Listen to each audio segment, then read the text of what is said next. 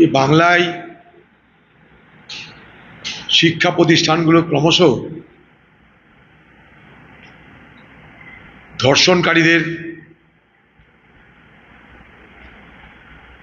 আধিপত্য প্রতিষ্ঠার ক্ষেত্র হয়ে দাঁড়িয়েছে। একবারে দৃষ্টান্তমূলক শাস্তি যদি ব্যবস্থা করা না যায় তাহলে এই সংক্রমণকে ঠেকানো মুশকিল।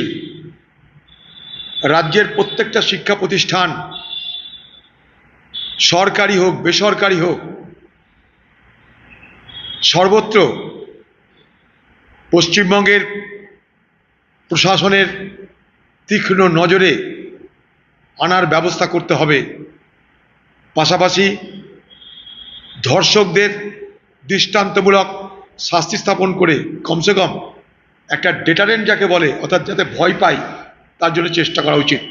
এখানে অপরাজিতা না কি একটা বিল হলো, তার পরিণাম কি জানা নাই, তাতে কতজনের কত কি শাস্তি হলো কোনো খবর নাই। বাংলা তার নিজের মতো করেই চলছে। রোজ ধর্ষণ, রোজ খুন, রোজ বোমাবাজি, লুট। বাংলার আজকে পরিচয়ের এগুলো হচ্ছে ভিন্ন ভিন্ন দিক। তাই পশ্চিমবঙ্গের তৃণমূল সরকার, পশ্চিমবঙ্গের প্রশাসন সকলের সতর্ক হবার মধ্য দিয়ে প্রত্যেকটা শিক্ষা প্রতিষ্ঠানে আরও নজরদারি বাড়ানো হোক। সেখানে কেন এগুলো হচ্ছে তার তদন্ত করে আমাদের কলেজে যে সমস্ত পরিবারের মেয়েরা পড়াশোনা করতে যাচ্ছে তাদের উপর যেন কোনো হিংস্র আক্রমণ না হয়, তারা যেন ধর্ষণের শিকার না হয়, তার জন্য আমাদের ফুল প্রুফ মেজার নিতে হবে, অর্থাৎ ত্রুটিহীন ব্যবস্থা নিতে হবে। সারা পশ্চিমবঙ্গ জুড়ে তৃণমূলকে খুন করছে, এটা আরও বাড়বে আগামী দিনে। তার একটাই কারণ, লুট করে খাবার যে সমস্ত সামগ্রী দরকার সেই সামগ্রীতে এখন সংকট আসছে। কারণ এত চোরকে সরবরাহ করার মতন এত দুর্নীতি তো নেই। দুর্নীতির একটা সীমা পরিসীমা আছে, ভাগের একটা সীমা পরিসীমা আছে। এত চোর, এত চোর, এত চোর, এত চোরের খাদ্য জোগানো মুশকিল। এখন চোরের কাণ্ডে লণ্ডভণ্ড হয়ে যাচ্ছে। চোরের কাণ্ড যেমন লণ্ডভণ্ড, তৃণমূল দলে যে চোররা তারা দেখছে এবার আমরা যাব কোথায়। মাংস এক টুকরো, কুত্তা হাজার। এবার কুকুরের মধ্যে মারামারি লাগছে, একে একজনকে খুন করছে। আপনারা শুনলে অবাক হবেন, আমি আলাদা করে বলতে চাইছি। এই পশ্চিমবঙ্গে যেমন, এটা মাথায় রাখবেন, যেমন পঞ্চায়েত নির্বাচনে করতে দেওয়া হয় না, সব পঞ্চায়েত দখল করে নেওয়া হয়।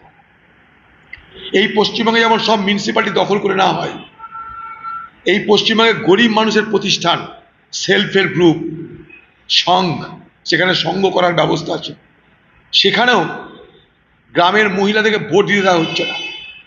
মহিলারা সেলফ হেল্প গ্রুপের সদস্য হয়, তাদেরও ভোট দেওয়ার অধিকার কেড়ে নিয়ে সেই সমস্ত সেলফ হেল্প গ্রুপ তৃণমূল তার নিজের কবজায় আনার জন্যে তারা সম্পূর্ণভাবে সন্ত্রাস শুরু করেছে।